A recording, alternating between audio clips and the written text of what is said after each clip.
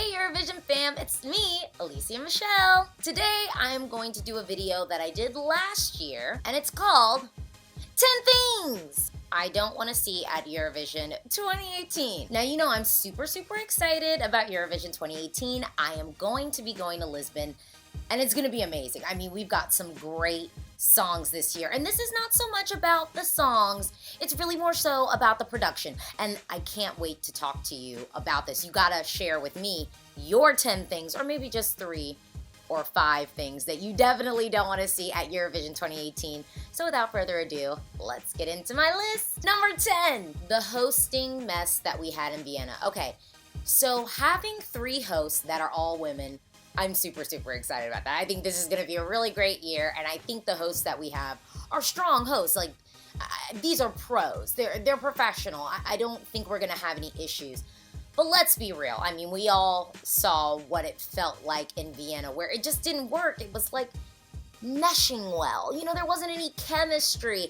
And I don't think we're going to have that issue, but I really hope we don't see that. Look, I just have to bring up Petra and Måns. Now, look. Petra could have hosted all of Eurovision by herself. She did not need the help of Måns. But you know what? It worked to have them together, working with each other, because they had chemistry. There was flow. There felt like a relationship. It felt authentic, and it was both entertaining, but the show still moved, you know? 9, simple singers with backing vocalists doing all the heavy lifting for them. Look, okay, last year, Greece, okay? I don't like to live in the past, but what happened last year, like, Greece is a really good example of it, because, I mean, Homegirl was not really able to hit the notes that she was supposed to hit, and then she had our background singers doing all the hard work. I don't want to see it this year. Look, this is the Eurovision Song Contest, and I know that our singers aren't always, you know, professional singers in that way of they do this for a living. I understand that. However, you have been selected to represent your country. And countries, if you are selecting an artist who cannot sing the notes on the page, then maybe you should have chosen another vocalist. It's really simple. I just want the singers to be able to do their job, and that is to sing. And I don't want to see background vocalists doing all the hard work, because if they're going to be singing lead, then I need them to be standing out in the middle of the stage, and I need that singer to remove themselves and maybe find another occupation, or maybe find another songwriter. You need to sing the notes that are on the page, okay? I can't have your backing vocalist, like, doing all the work for you. That's just not right. 8. Okay, now this is like a personal one for me, because I'm American, and I'm an American Eurovision fan. But I've about had it with Logo broadcasting the song contest in the United States. And the reason why is because I don't feel like they're even really invested in the song contest. And it's really frustrating for a fan, because it's just like, hey, you could have like someone on the ground, like interviewing artists and, you know, posting social media throughout the week and the lead up. I mean, in theory, we should be posting about Eurovision right now, but they're not, because it's Logo TV and this is not their priority banner program that they showcase. And I just really hope this year that Logo will consider having some type of representative on the ground that will allow them to have a proper media marketing promotional campaign to promote the song contest. Because if you're broadcasting it on TV and the ratings aren't that good, like, maybe they're not that good because you're not putting any money behind it, or even using the resources that you have that are free, i.e. social media, to promote it. It just makes no sense. And if you aren't going to be invested in this thing, then to be quite frank, like, you don't really deserve to broadcast it. Just saying. 7, wide shots of solo artists on a blank, huge, empty stage. Oh my gosh. Look, I know there was a lot going on in Kiev last year, but those wide shots where artists looked alone on stage, it wasn't just the delegations and the artists' fault. It wasn't. As a showrunner, when you look at those shots, it doesn't even look good to do that. And yet, act after act after act last year kept having these shots that were just empty. I mean, it was like the show last year was the stage and not really the performers. I was seeing a lot of stage and a lot of the floor, and I wasn't really seeing a lot of the artists' faces. I wasn't even seeing that many crowd shots. It just looked a mess, low-key. It just looked a mess, and it could have been better. Iceland, Czech Republic, Macedonia, France had it. I mean, country after country, and it really, really wasn't right. So I don't want to see any of those wide shots this year. Number 6, that sound mixing better be on point this year, okay?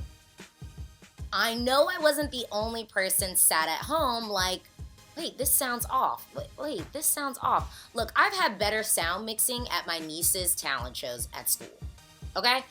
There were these vocals that were just sat on top of the music. There was no blending. We weren't bringing in any tones. It was just like microphone track and the mic was like cranked up. Oh, it was so bad. It was so bad. Ugh. And honestly, it just sounded unprofessional. It sounded unprofessional. And this year, like, I just cannot have this. This is the Eurovision Song Contest. To ask for some proper sound mixing, I don't think is outrageous, okay? We have reached the halfway mark, and I'm almost done. And my number 5 thing that I don't want to see at Eurovision 2018. Look, guys, we got a lot of slow songs, and I know with slower songs, people have a tendency to go real minimal. And when they decide to go real minimal, the one singer standing in the same place behind a microphone. Don't do that. I understand if some songs you're just gonna have the person stand in place behind a mic, but every single slow song cannot be staged that way. Have them walk somewhere. I mean, if you were singing a slow song, you can still walk. But the one mic standing in place in the middle of the stage, singing a song, is just visually so boring, so undynamic, and unless you are doing some vocal gymnastics, acrobatics, ice-capades, I'm gonna need you to move around or do something interesting on that stage, because on a level you don't even deserve to stand in place and sing. You're really not even doing anything that special vocally. So please, for all of these slow songs that we get, if we are gonna have singers standing in place and singing, them vocal gymnastics, aerobics, whatever you want to call it, ice-capades, they better be on point and on fire. Okay? 4. I gotta talk about styling, because I gotta talk about styling. I just have to talk about styling. I don't want to see any of those mesh see-through dresses this year at all. First of all, they're not on trend anymore. And second of all, they really weren't even on trend last year. Like, actually, them fashions were low-key late last year. So I didn't want to see them last year, and I damn sure don't want to see them this year, okay? Honorable mention, though, Kaja Moss from Poland last year, she did it right. Like, she looked great with the translucent dress and everything. But let's be real, Kaja Moss is basically a model, and her legs end right here. So she's allowed to do this, all right? She's allowed to be in the translucent, we see your legs dress.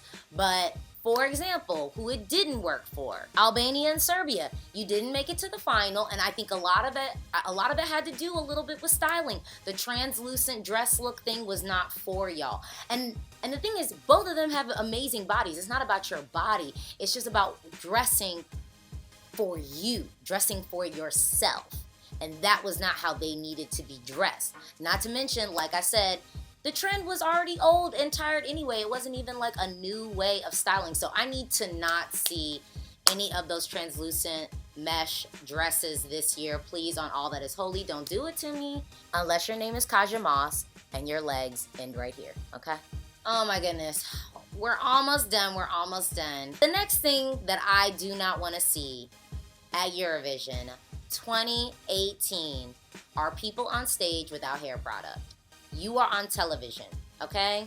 Now, you might be looking at me like, oh, but Alesia, your hair's not that cute. Guess what? I'm not on TV. I'm on YouTube sitting in my house, okay? I'm not on TV. Trust me, if I was on national, international, actually international TV, my hair is going to be laid. My face is going to be beat. I will have top styling, designer, fashions. Yeah, like I just want everyone to be styled well. And there were just some artists last year who didn't even have like simple hair products. You know what I mean? Like just you know, brush it. Like just brush it. Now we're getting down to the wire here, so you know, I don't want to take up too much of your time because this is just supposed to be, you know, 10 things I don't want to see at Eurovision 2018.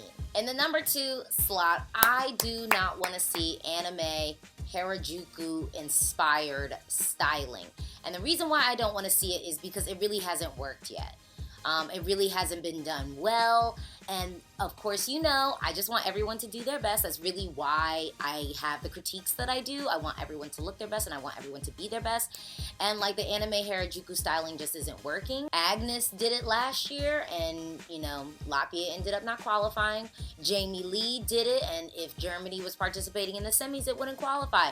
And so really, what makes me worried about the anime Harajuku styling thing that could happen is homegirl from Israel, I see her playing around with it in the video, and I just hope for the final look that maybe we go with one of the other like 12 looks in the video, because the anime Harajuku style thing, like it's just not working for anyone at Eurovision. And again, I want everybody to do their best. Finally, and this is really the most important thing that I could speak on. I've had it up to here, okay? I've been following the song contest for quite some time now. And there's just something that kind of keeps happening every single year that I simply cannot stand for. And even when it's like songs that I actually like that benefit from it and maybe just are having a rough night. Okay, let me just cut to the chase because I know you're like, Alesia, what are you saying? I want to know the final thing that you don't want to see at Eurovision 2018. Look, I can no longer see bum notes get rewarded. I just cannot. Australia last year, the crazy thing was Isaiah didn't even have to do all those vocal gymnastics that he decided to bust it out that night. He really didn't have to do them, and yet he still got all those points. And to be honest, he vocally did not really show up for the semifinal. And then he had the audacity not really to show up for the final. And he still hit some like funky bum notes then. And then you have other countries who are actually singing on the pitch and key throughout their performances not get points, like the Netherlands. The Netherlands deserved more points from the jury than Australia got, point blank. Like, do you guys realize that Demi, This Is Love, got more points than Anya from Denmark? Now, don't get me wrong, I did not like Anya's song, but to be honest, This Is Love was just as dated and tired sounding as Denmark's song, which I don't even remember. The only reason why I remembered Greece's song, to be quite frank, was because of how flat Demi sounded the entire time. Like, on a level, Romania got more points than the Netherlands did. The UK deserved more points than France. Like, France scored higher than the UK did. And although I wasn't a huge fan of the UK's song, vocally and on stage, that song was superior to France last year. It's just a fact. So, yes, this concludes my 10 things I don't want to see at Eurovision 2018. And let me just tell you, there's a lot of things that I don't want to see on the stage for Eurovision 2018. So let me just go down my honorable mentions very quickly. Walking in heels, you can't walk in. They make flats for that. Just put flats on. Treadmills. Robin did it, and he did it well. No one will be able to up it. I mean, if you're going to do it, you better be better than Robin. Ugh, nervous performers. I understand that some of these performers, you know, singing isn't something they've been doing for a very long time, but at the end of the day, this is the Eurovision Song Contest, so I need you to be confident. I need you to be on that stage and ready to shine. A solo that is both a duet. Well, that's all for me. Do you agree with me? Talk to me in the comments below. Do you disagree with me? Talk to me in the comments below. This is a conversation, and you know what? I am so excited for Eurovision 2018. Make sure you like and subscribe. Bye.